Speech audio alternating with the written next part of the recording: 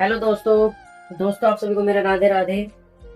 तो दोस्तों आज स्टोरी टेलिंग में मैं आपको सुनाने जा रही एक ऐसी कहानी जो सच्ची घटना पर आधारित है।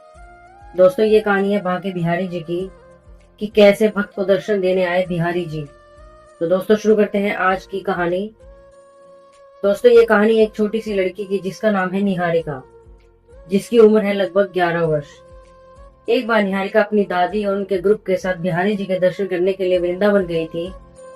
निहारिका की दादी ने उसे बचपन से ही बिहारी जी की और उनके दीवानों की इतनी कहानियां सुनाई कि निहारिका बिहारी जी के दर्शन करने के लिए बड़ी उत्सुक थी। सब बिहारी जी के मंदिर के बाहर बिहारी जी को चढ़ाने के लिए कमल के पुष्पों की माला और पेड़े खरीद रहे थे। सब लोग पूरी रात सफर करने के कारण बहुत थक चुके थे। उसमें से कुछ लोग मंदिर के बाहर बनी सीढ़ियों पे जाकर बैठे थे। निहारिका भी उन्हीं लोगों के साथ जाकर बैठ गई। अभी बैठे कुछ देर ही हुई थी, निहारिका को ऐसे लगा कि उसके पास तेजी से कोई भागकर मंदिर के प्रवेश द्वार तक गया और अंतर्ध्यान हो गया है। जब निहारिका ने उसकी तरफ देखा तो उसको लगा कि मैं उसे जानती हूँ। कहीं ये वो तो नहीं जिनके बारे में मैंने बचपन से दादी के मुख से कथाएं सुनी हैं। निहारिका को लगा कि उसे पता है कि वो कैसे चलता है, कैसे दिखता है। पहली ही बार में ऐसा लगा कि निहारिका का रोम रोम पुलकित हो उठा हो। निहारिका अपने साथ ऐसा होते हुए पहले कभी नहीं देखा था।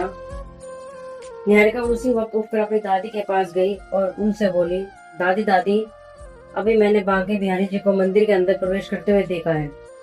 दादी ने मुझे तुरंत सबके सामने डांटते हुए बोला, तू पागल हो चुकी है क्या लड़की, ऐसा कुछ नहीं होता जैसा तू सोच रही है। निहारिका जाकर अपनी जगह पर वापस बैठ गई। निहारिका को इस बात का दुख नहीं था कि उसकी दादी ने सबके सामने उसको डांट लगाई।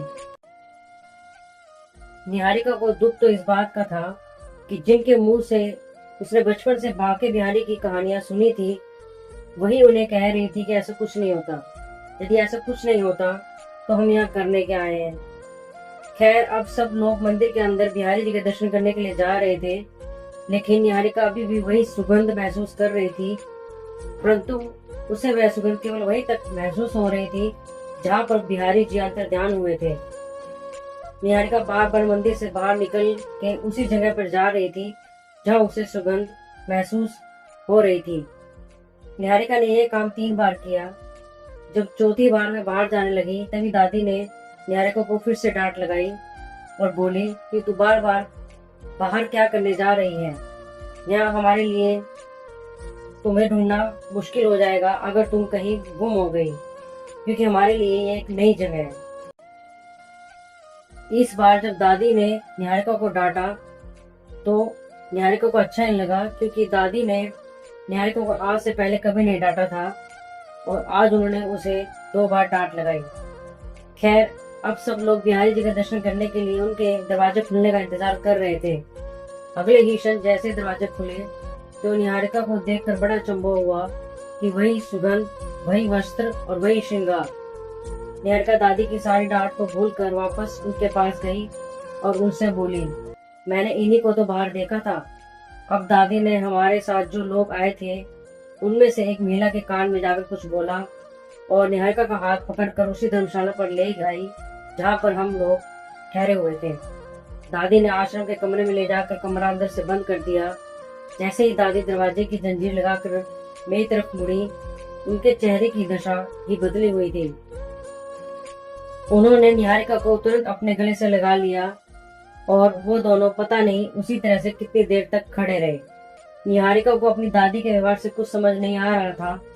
बहुत देर बाद जब दादी ने निहारिका को छोड़ा तो निहारिका के मन में काफी प्रश्न उठ रहे थे और वह उनकी तरफ देख रही थी। जब दादी ने थोड़ी देर बाद अपना मौन तोड़ा तब वो बोली कि पगली, तुझे अभी भी नहीं समझ आया? तेरे पे बांके बिहारी की कृपा हो गई है।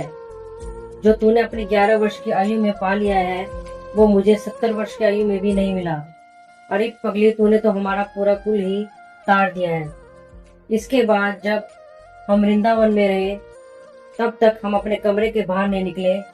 अगर कोई पूछने आता तो दादी उसको यह बोल कर भेज देती थी कि तबीयत खराब है। तो दोस्तों, ये थी मेरी आज की सच्ची कहानी कि कैसे स्वयं बांके बिहारी जी अपने भक्त को दर्शन देने के लिए प्रकट हुए थे। ना सुबह की इच्छा, ना शाम की चाहत, जिस पहर तुम मिलो वही इश्क की इबादत। बोलो बाके भैया लाल की।